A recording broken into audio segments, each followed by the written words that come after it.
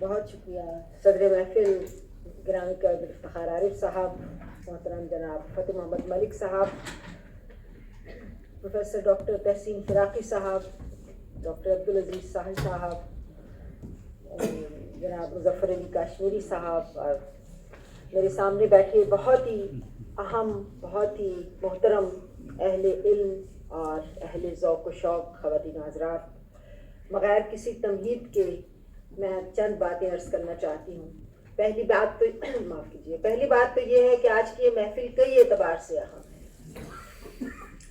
ایک تو اس اعتبار سے کہ اس محفل میں اس قدر اہل علم جمع ہیں، یہ حاضرین جو یہاں موجود ہیں یہ صرف رسمی طور پر محفل میں حاضر نہیں ہوئے، بلکہ ایک جذبے اور ایک شوق کے ساتھ یہاں آئے ہیں۔ میں ایسے لوگ بھی ہیں جو عام طور پر محفلوں میں شریک نہیں ہوتے، تو اس تمام اصحاب ذوق ہیں جو یہاں موجود ہیں۔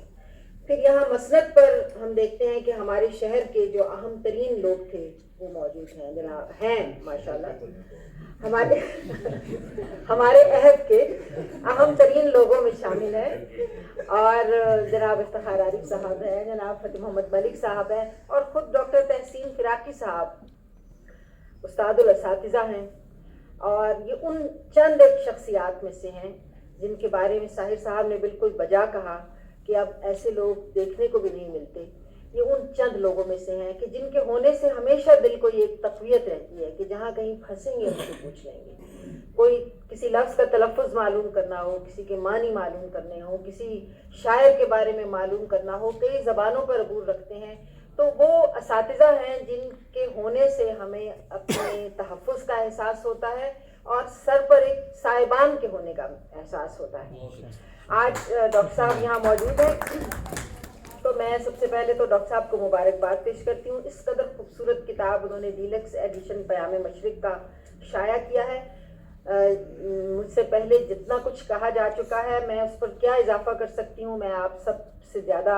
کم علم ہوں اس محفل میں موجود لوگوں سے۔ صرف دو تین باتیں، ایک تو یہ کہ اقبال کے حوالے سے بہت مظلوم شاعر ہیں اقبال، جتنے عظیم ہیں اتنے ہی مظلوم بھی ہیں۔ قرآن کی طرح ہم نے اقبال کو پڑھا ہے کہ جس فرقے کا جی چاہا اپنے مطلب کی چیز نکال لی، اور اس مطلب کی چیز سے اپنے مخالف کا قلع کما کرنے کی کوشش کی۔ اقبال کے ساتھ بھی ہم نے یہی کیا ہے، بالکل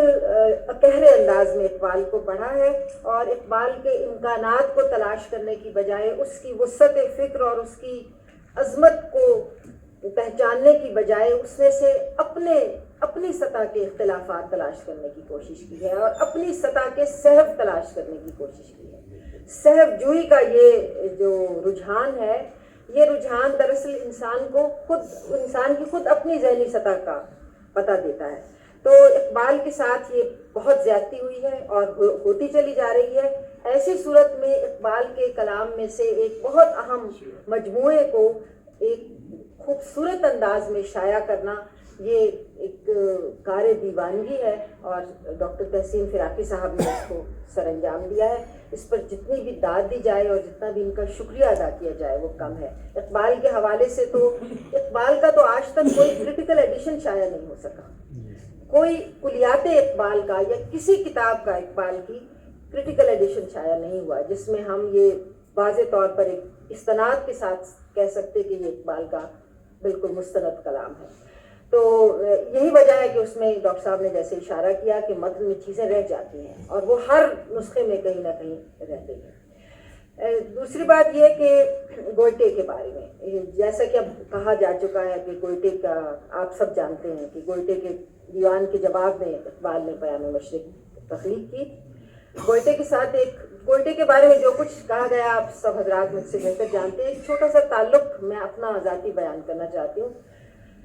گوئٹے سے میرا پہلا تعارف اس کے ایک جملے سے ہوا تھا، اور اس وقت میں کوئی 12-13 سال عمر کی تھی، اور وہ جملہ اس کا آخری جملہ تھا، روشنی اور روشنی۔ اور میں یقین سے کہہ سکتی ہوں کہ یہ جملہ اس لمحے سے جب میں نے پہلی مرتبہ پڑھا تھا اس لمحے سے لے کر آج تک ہمیشہ میرے ساتھ رہا ہے، اور یہی جملہ ہے جس نے اقبال کی طرف بھی مجھے رجوع کرنے پر مجبور کیا، اور وہ حالات بھی ایسے ہوئے کہ اقبال نے اپنے آپ کو منوایا، اور زندگی میں بعد میں یہاں تک کہ 2008 میں جب میرا جرمنی جانا ہوا تو میں بہت لمبا سفر کر کے وائمر گئی اور گوئٹے کی اس حویلی کی سیر کی جہاں اس کے آثار اب تک موجود ہیں۔ وہ گوئٹے عجیب آدمی تھا اور اس کے بہت ہی متنوع قسم کی دلچسپیاں تھیں اس کی۔ مثلا جیمز وہ جمع کرتا تھا، قیمتی پتھر اس کے پاس موجود تھے، وہ ذخیرہ ابھی تک اس کی الماری میں اسی طرح بہت نادر ذخیرہ ہے اس کے پاس قیمتی پتھروں کا، اس کو یہ شوق تھا اور وہ جوہر شناس بھی تھا۔ اس کے علاوہ بھی اس کی کچھ روحانی قسم کی مابعد الطبیعاتی دلچسپیاں تھیں۔ پھر اس کا وہ کمرہ دیکھا، اس کی وہ کرسی دیکھی، وہ آرام کرسی، اور وہ کھڑکی دیکھی جس کو کھول کر اس نے آخری دن کہا تھا روشنی اور روشنی۔ تو میرے لیے یہ سفر ایک بہت ہی یادگار سفر تھا۔ اس سفر سے میں گوئٹے کا ایک چھوٹا سا ایک مجسمہ بھی لے کر آئی، وہ ابھی تک میرے پاس محفوظ ہے۔ تو گوئٹے کے بارے میں پیام مشرق کے حوالے سے جو کچھ ڈاکٹر صاحب نے اپنے 85-86 صفحے کے عالمانہ مقدمے میں درج کیا ہے، اس میں کسی اضافے کی گنجائش تو کیا ہوگی، اس پر بہت کچھ کہا بھی جا سکتا ہے۔ ایک بات جس کی طرف اشارہ نہیں ہوا اور جو ڈاکٹر صاحب کے مقدمے سے مجھ پر کھلی ہے، ابھی آج ہی کی بات ہے، اور وہ یہ کہ جہاں پر ڈاکٹر صاحب نے یہ اشارہ کیا ہے کہ گوئٹے کے ہاں اقبال سے جو اشتراکات ہیں، فکری اشتراکات، اس میں ایک تو وہی ہے کہ مابعد الطبیعات پر اس میں اس کی دلچسپی تھی، روحانیات میں اس کی دلچسپی تھی، عالم غیب سے اس کا تعلق، عالم مادی سے آگے بڑھ کر عالم غیب تک پہنچنے کی خواہش، روحانی ترفع کی خواہش۔ تو یہ بات تو ہم سب جانتے ہیں۔ ایک اور بات جس کی طرف ڈاکٹر صاحب نے اشارہ کیا ہے وہ ہے اقبال کی فکر کا جو ایک بہت ہی مرکزی نقطہ ہے، وہ تحرک ہے، اور تحرک کا ماخذ ڈاکٹر صاحب نے یہ کہہ کر تو نہیں لکھا کہ یہ ماخذ ہے، لیکن جو حوالے انہوں نے دیے ہیں اور جس طرح انہوں نے گوئٹے کے جملے نقل کیے ہیں اور اس کے بعد اس کے جواب میں اقبال کے اشعار کوٹ کیے ہیں، جن سے بالکل واضح طور پر معلوم ہوتا ہے کہ یہ جو مستقل حرکت اور اضطراب کا پیغام اقبال کی شاعری میں ملتا ہے، جو بہت ہی مرکزی نوعیت کا پیغام ہے، یہ اقبال نے گوئٹے سے لیا۔ اور ایک طالب علم کی حیثیت سے مجھے یہ خیال آ رہا ہے، ہو سکتا ہے اس میں مزید سوچ بچار کرنے سے کچھ اور باتیں بھی واضح ہوں یا غلط بھی ثابت ہو، کہ گوئٹے کے اندر تحرک کی جو یہ تحرک سے محبت اور مستقل جد و جہد سے محبت کرنے کا یہ جذبہ غالباً اسی مغربی تہذیب کی دین ہے جس نے نشأت ثانیہ کے بعد جو ترقی کا سفر طے کیا تھا۔ تو ہم جب نشأت ثانیہ کے بعد مغربی تہذیب کے ارتقاء کی بات کرتے ہیں تو عام طور پر ہم اس کے ان عناصر کی بات کرتے ہیں جسے ہم منفی نظر سے دیکھتے ہیں، مثال کے طور پر مادیت یا عقلیت پر بہت زیادہ انحصار، لیکن اس کے ساتھ ساتھ مغربی تہذیب کی ترقی کا ایک بہت بڑا راز یہ تھا کہ اس نے محنت کو شعار بنایا تھا، اور صرف علماء یا مفکرین کی حد تک نہیں بلکہ عام لوگوں کی حد تک اپنے وقت کا بہترین استعمال کرنا، مسلسل جد و جہد کرنا، اور کبھی اپنی جد و جہد سے مطمئن ہو کر آرام کی زندگی اختیار نہ کرنا، مسلسل تگ و دو کرنا، مسلسل اضطراب کرنا، یہ بھی مغربی تہذیب کے اصل اصول میں سے ایک رہا ہے۔ تو آج مجھے یہ احساس ہوا کہ اقبال کے ہاں جو یہ تصور پایا جاتا ہے، یہ اب اس کے اور بھی منابع ہوں گے اور بھی ماخذات ہوں گے، لیکن گوئٹے کے جیسے اثرات ڈاکٹر صاحب نے دکھائے ہیں اقبال کے افکار پر، اس سے یہ محسوس ہوا کہ گوئٹے کے